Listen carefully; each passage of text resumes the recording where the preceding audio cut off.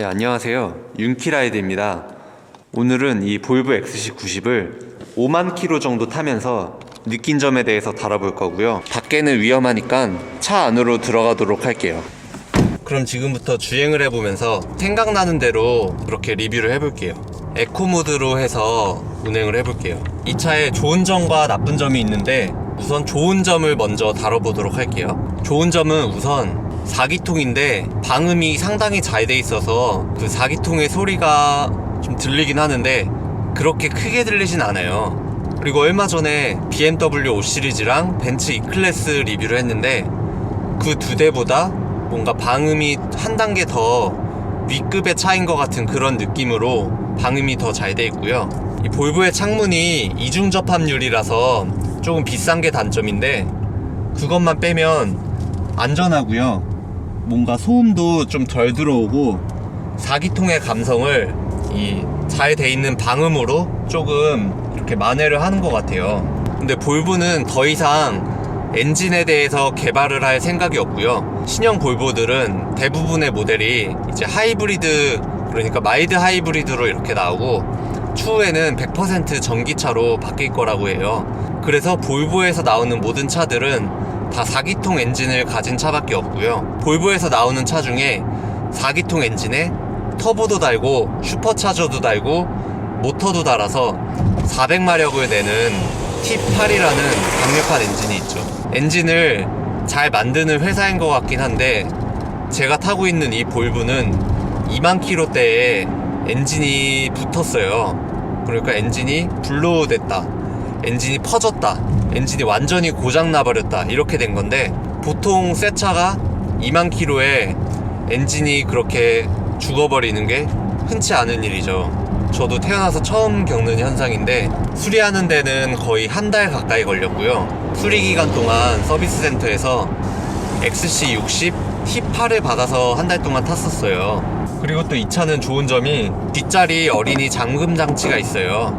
근데 이거를 한번 켜두면 다음에 끄기 전까지 계속 작동이 돼서 매번 누르지 않아도 돼서 편하고요. 자동차가 멈췄을 때 자동으로 브레이크를 밟아주는 오토홀드 기능이 있는데 얼마 전에 산타페 리뷰를 했는데 이 차는 매번 탈 때마다 이렇게 눌러줘야 되더라고요. 근데 볼보는 그냥 이 버튼을 한번 눌러놓으면 끄지 않는 한 다음번에 시동을 껐다 켜도 그게 계속 유지가 되는 게 굉장히 편하고요. 그리고 또 장점이라면 장점인 게 지금 2021년식 XC90이 나왔는데 제가 타고 있는 2018년식 볼보와 큰 차이가 없어요. 겉에서 보기에는 그릴이랑 범퍼랑 휠 이 정도가 조금 다르고 라이트는 동일한 것 같고요.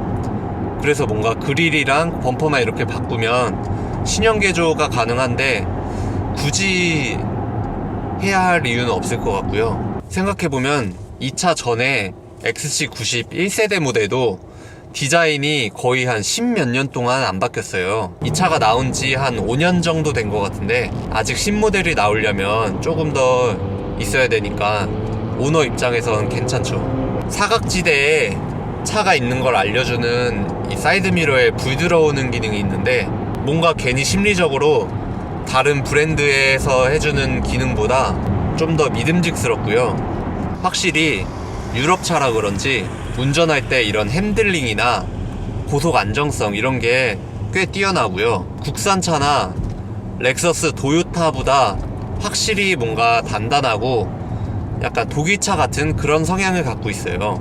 근데 또 독일차처럼 그렇게 차가 단단하지는 않고 뭔가 BMW와 렉서스의 중간 단계에 있는 그런 편안함?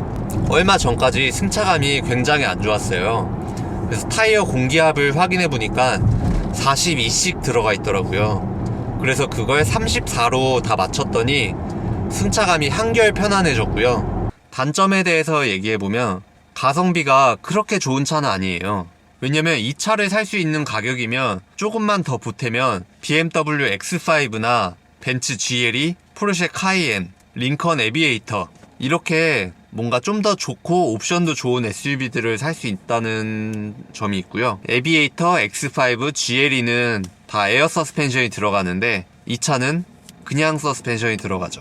이 가격이면 저라면은 링컨 에비에이터도 정말 괜찮은 것 같아요. 링컨 에비에이터는 풀옵션인 블랙 레이블이랑 그냥 옵션인 리저브 옵션이 있는데, 블랙 레이블은 2열 시트가 완전 리무진 시트처럼 잘 돼 있고요. 근데 그 레저브 모델도 에어서스도 있고 22인치 휠에 뭐 소프트 클로징 도어도 있고 옵션이 꽤 좋더라고요. 반면에 볼보는 그런 편의 장비 옵션에서는 약간은 조금 모자란 점이 많은 친구예요. 보통 상식적으로 9천만원짜리 자동차면 요 핸들 조절하는 게 보통은 이렇게 전동으로 윙 돼서 윙 이렇게 되겠죠? 근데 이 차는 봉고 감성 같은 이 수동 조작이고요. 근데 사실 저는 개인적으로 이거를 단점이라고 생각 안 하는 게, 자동차가 이제 10만 킬로가 되고 20만 킬로가 되면 장고장이 나요. 나중에 장고장이 날 경우에 괜히 쓸데없이 돈만 들어가고, 수동이었으면 거의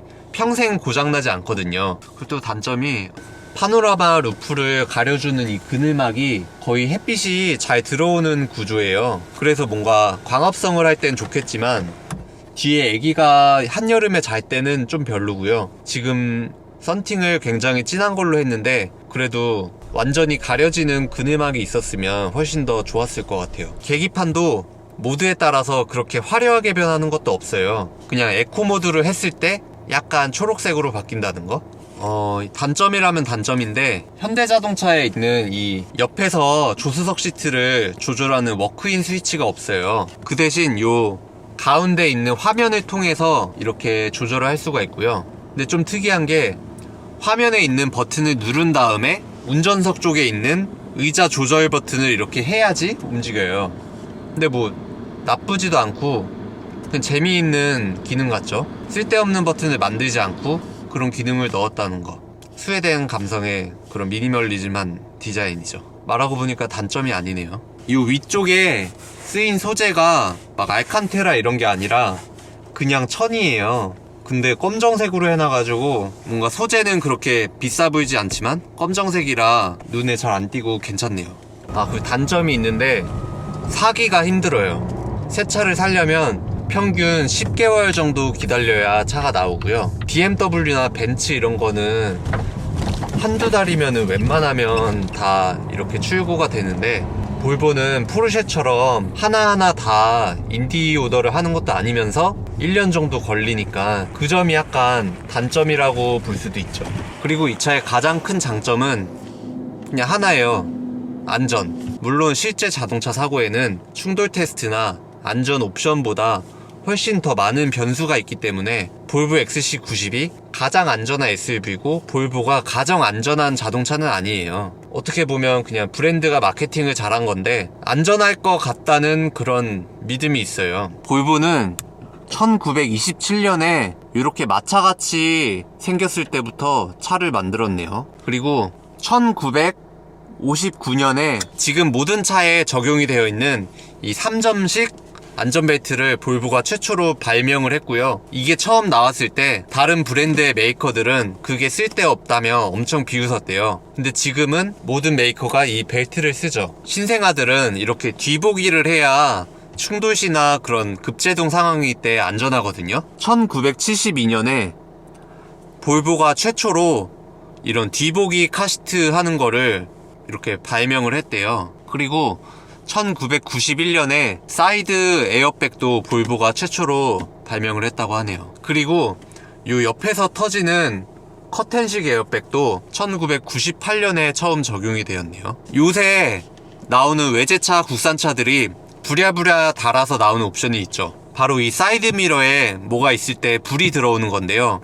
볼보는 그 기능이 무려 2003년식 볼보부터 이 기능이 적용이 됐고요. 그리고 사고가 날 것 같을 때 이렇게 자동으로 멈춰주는 기능 있죠. 그 기능은 이미 2008년식 볼보부터는 다 가지고 있던 그런 기능이네요. 볼보는 이거를 시티 세이프티라고 불렀는데, 도심에서 일어날 수 있는 저속에서의 사고를 모두 방지하기 위해서 요 급제동 장치를 2008년부터 썼네요.